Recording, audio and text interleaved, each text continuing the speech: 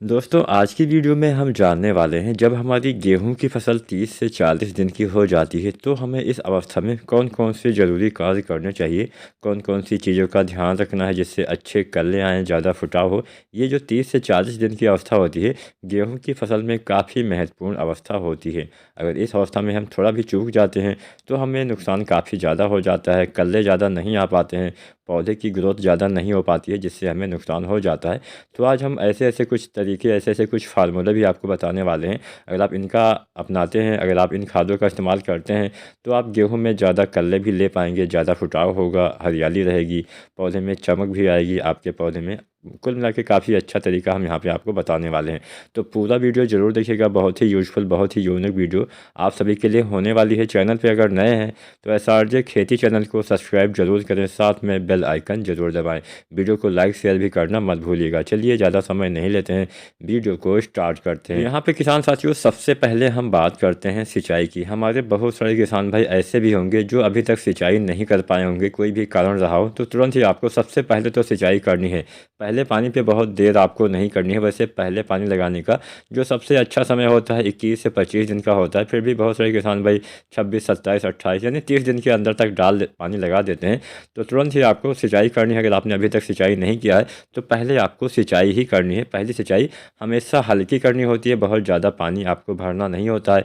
ज़्यादा पानी भरने से कल्ले अच्छे से नहीं आ पाते हैं, आपके पौधे तनाव में चले जाते हैं, जड़ों का विकास नहीं होता है, पौधे में पीलापन भी आ जाता है। तो सबसे पहला कार्य आपको करना है सिंचाई की। अगर आप सिंचाई कर चुके हैं तो काफ़ी अच्छी बात है। सिंचाई के बाद हम कुछ चीज़ों का इस्तेमाल अवश्य करते हैं, तो वो भी मैं यहाँ पे आपको बताते चलता हूँ।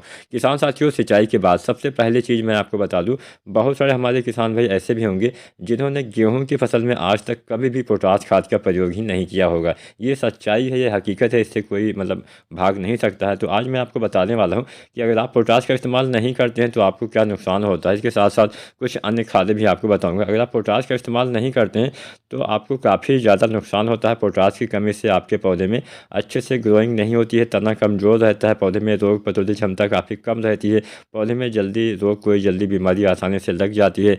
इसके साथ साथ दाने जो आते हैं छोटे आते हैं, बालियाँ छोटी आती हैं, उत्पादन में सीधा सीधा असर होता है। तो पोटास खाद का प्रयोग आपको गेहूँ की फसल में अवश्य करना चाहिए। मान लीजिए आपने अभी तक पोटास नहीं डाला हुआ है, आपकी गेहूं की फसल 30, 35 या 40 दिन की होने वाली है, तब भी आप इस अवस्था में भी पोटास की पूर्ति कर सकते हैं। तब आपको लगभग 25 किलोग्राम पोटास जो आता है इसका प्रयोग कर देना चाहिए। 20 से 25 केजी पोटास आपको इस अवस्था में अवश्य डाल देना है। वैसे तो आपको बुआई के समय ही 25 केजी पोटास देना होता है, लेकिन आपको संपूर्ण फसल अवधि में 45 या 40 केजी पोटास आपको डालना होता है, लेकिन बुआई के समय आपको 25 केजी देना होता है। उसके बाद में दूसरे पानी पर आपको फिर से 20 केजी डालना होता है। तो मान लीजिए आप पहले शुरुआती अवस्था में न डाल पाए हों तो यहाँ पे पोटास की पूर्ति आपको अवश्य करनी है। 25 केजी पोटास आपको लगभग 30 या 35 दिन पे अवश्य डाल देना चाहिए, यानी पहले पानी के बाद आपको डाल देना है। उसके साथ साथ किसान साथियों आपको यूरिया खाद का भी प्रयोग करना होता है। बिना नाइट्रोजन की पूर्ति के कभी भी आप अच्छा जो रिजल्ट है, अच्छा जो कल्ले हैं वो नहीं ले पाएंगे। तो अच्छे कल्ले पाने के लिए, अच्छा फुटाव पाने के लिए यूरिया खाद का प्रयोग भी करिएगा। तो यूरिया यहाँ पर लगभग 40 केजी, 35 से 40 केजी यूरिया भी आपको पोटास अगर आप डालते हैं तो उसी में मिला के भी प्रयोग कर सकते हैं। लेकिन पोटास और यूरिया को बहुत लंबे समय तक मिला के आपको नहीं रखना है, तुरंत ही आपको इसका इस्तेमाल कर देना है। अब यहाँ पे एक चीज़ आप और डाल सकते हैं, वो है जिंक सल्फेट। जो जिंक आती है इसका भी प्रयोग करिएगा। जिंक यूरिया आप डाल सकते हैं।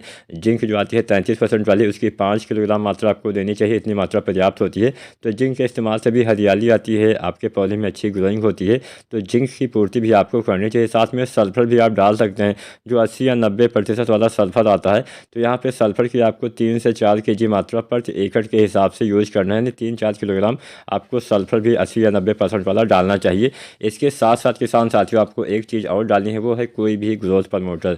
जो ग्रोथ प्रमोटर आते हैं बाज़ार में बहुत तरह से मिल जाते हैं। आप चाहें तो सागर का दानेदार जो आता है, चाहे सागर का Z++ हो, चाहे हो सागर का गोल्ड, किसी एक का प्रयोग 10 केजी प्रति एकड़ के हिसाब से आपको कर देना चाहिए। तो यहाँ पे हमने लगभग सभी खादों का प्रयोग आपको बता दिया है। अगर आपने पोटास नहीं डाला है तो पोटास भी आपको डालना है, और अगर आपने पोटास डाल दिया है तो पोटास की दूसरी मात्रा आपको दूसरे पानी पे डालनी है 20 केजी। इसके साथ साथ अगर आपने यूरिया नहीं डाली है तो यूरिया भी डाल दीजिए 40 kg, इसके साथ में जिंक भी डाल दीजिए, सल्फर भी डाल दीजिए, इसके साथ में सागरिका या फिर कोई भी अन्य ग्रोथ प्रमोटर अगर आप डाल देते हैं, अच्छा बेनिफिट आपको मिलेगा, अच्छा लाभ मिलेगा, आपके ज़्यादा कलर आएंगे, हरियाली आएगी, आपके पौधे में ज़्यादा कुछ देखने को मिलने वाला है। तो ऐसे आप डाल सकते हैं। इसके साथ साथ अगर हम NPK खादों की बात करें तो कुछ NPK है जिसका आप छिड़काव भी चाहें तो कर सकते हैं। तो NPK की अगर हम बात करें तो NPK आता है 19-19-19, इसका भी स्प्रे आप 30 से 40 दिन की अवस्था में कर सकते हैं। लेकिन अगर आप दानेदार खादें डालते हैं तो इसके 1 सप्ताह बाद ही आपको NPK खादों का स्प्रे करना चाहिए। 1 सप्ताह पहले या बाद में आप कर सकते हैं। उम्मीद करते हैं वीडियो पसंद आई होगी। वीडियो पसंद आई है लाइक करें, शेयर करें, चैनल को सब्सक्राइब जरूर करें।